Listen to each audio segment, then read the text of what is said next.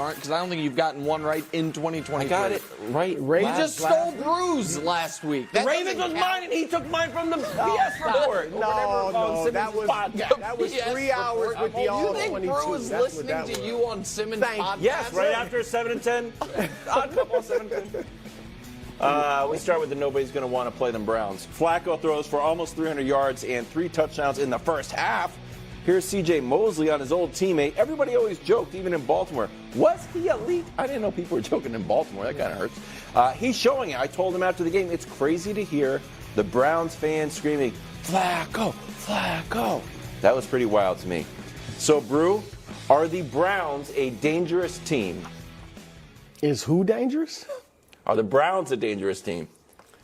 It's not the Browns. Oh, there we go. What are we It's doing? my Browns. Wait. It's Brew's Browns. Well, since when? You got 2 teams? Now let me hold on. Let me lest you be confused, because clearly you are.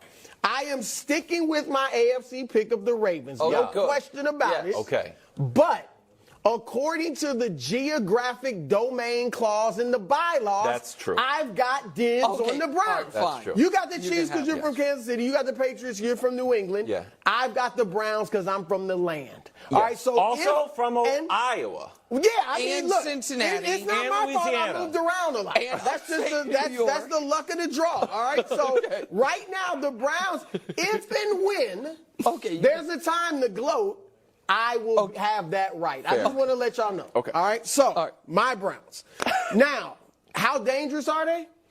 They're not a Super Bowl threat. I don't think they get to the Super Bowl. I like Baltimore, Miami, Kansas City, and Buffalo all better than them in the AFC. I do like all of them better. But the Browns, look, they 7-4 against teams with winning records. They've beaten the 2 teams that have been the best in the league this year, right? San Francisco and Baltimore. Mm-hmm. And we know how good that defense is. Number 1 total defense in the league. All right. And Joe Flacco, this is in tribute to Nick Wright, a little bit of kismet on the Browns' part. Here's a blind reveal for you guys. Yes. A little bit of kismet. Let's go. A blind reveal. Check that out. Flacco, 340 yards a game since he's been back, 11 touchdown passes, or in the last 4 games that they've won. Care to guess who that other? This is a notable guy is? Baker Mayfield. No, nobody. We really got him, Dust. Who is it? Let's see. Joe Flacco en route to his Super Bowl championship. Oh, yeah. Okay, that's great. So just a little kismet. No, that's I know something. you'll like that. So you know, they're dangerous. I think they could ruin somebody's season. So here's the thing. I put them in the exact category I put the Bills in, even though they're very different teams. I think they can beat anybody. I don't think they can string together the requisite 3 straight postseason wins they would need to make the Super Bowl. Now, technically, maybe they only need 2 because they are alive for the 1 seed. It's unlikely, but here, listen, if they don't end up winning the division, which in order to win the division, it's very simple. They need to win next week in Cincinnati, and they need Baltimore to lose both of their remaining games. That happens, they can win the division, and they could be the 1 seed if Miami then also loses the final week of the year. But if they don't win the division, they're the 5 seed. They might be road favorites over any of those AFC South teams. It doesn't look like Trevor's going to play this because that's who they'd be playing. The 4 seed's going to be the AFC South winner. And so Trevor doesn't look like he's going to play. I think they might be road favorites, or it might be a 1-point line. Houston, we would see. Indy, I think they would be road favorites against. And Cleveland, they have this going for them and against them to a degree. They have, I think, Joe Flacco in total, ultimate, don't give a bleep mode. Like, I'm going to grip it, I'm going to rip it, I might throw a bunch of picks. He's thrown a lot of picks, too. And he's thrown picks, and he's thrown a lot of could-have-been picks. Yeah. But he's always had a big arm. He's always had a big arm, and he's always been able to make, like, even in his prime, his best play might have been the ability to draw pass interference on deep balls. And the Browns this year, where they deserve credit, Browns fans were mad at me because our preseason picks, my AFC North thing, was going viral over the course of the weeks. I had the Browns finishing last. And listen, your defense I thought it was going to be good, but is I think, the best in the NFL. I thought your quarterback and coach situation would kill you. Your coach instead might win Coach of the Year. And the quarterback situation could have killed you, but all of a sudden, Flacco's doing his thing. The Browns this year, Brew, and I know you care a lot about quality wins. They beat San Francisco. True. They beat Baltimore. They beat current playoff teams, Indy and Jacksonville. They beat current above 500 teams, Houston, Pittsburgh, and Cincinnati. That is 7 wins against teams that are either in or could be in the playoffs. 7 wins against teams above 500. And so I think that they are a legitimate dangerous team. The reason I said Buffalo is I think they could beat or lose to anyone because of the volatility of how they're going to play.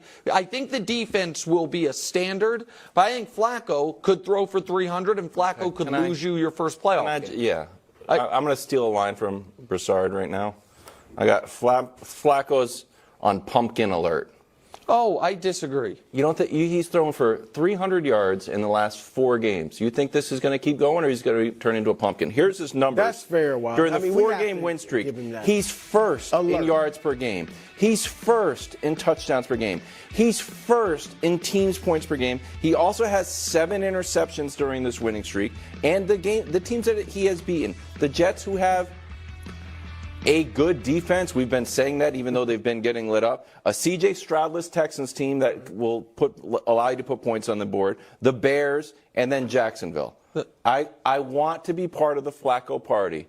Don't get me wrong. I don't want to say, although it's blatantly obvious, that when your quarterback is literally falling asleep during the game, it might not be just meme-worthy. He might be in pumpkin alert. Well, alert. I think you have to alert.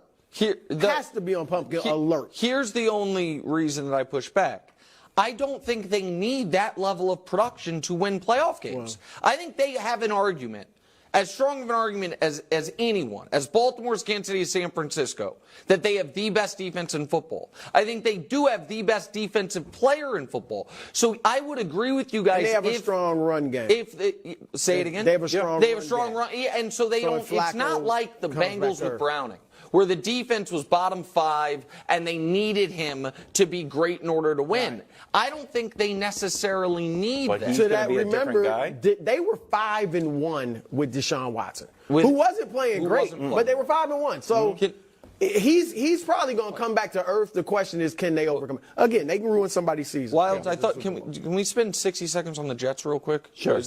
Can we just put up the Saleh coaching graphics, please, because they're going to bring him back, and it's unprecedented. It's Thursday night. That they're going to bring him back. So first of all, he ends every year in shambles, but this is now officially, and we can show the next one, his 3rd consecutive double-digit loss season. In the last quarter century, that gets you fired every time unless you're Gus Bradley, and he was fired midway through the next year.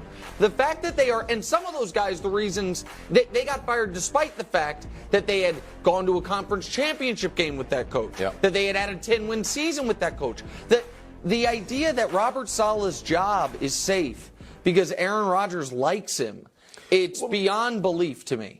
Beyond belief. Look, I hear you in that Saleh obviously has struggled. I think he's done great with the defense, but he's had a tough situation. 37-20. But if Aaron Rodgers might be back just one more year, I know he's talking about more, but let's say 1 year, to bring in a whole new situation for him that he's not used to offensively and stuff, I think this is the best. They love him. He likes them. Maybe it's because he can walk all over them. But I just think this is probably the best way for him to go. The whole AFC East loves him. Bills love him.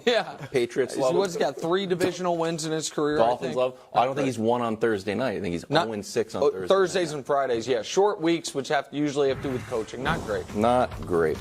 Not great.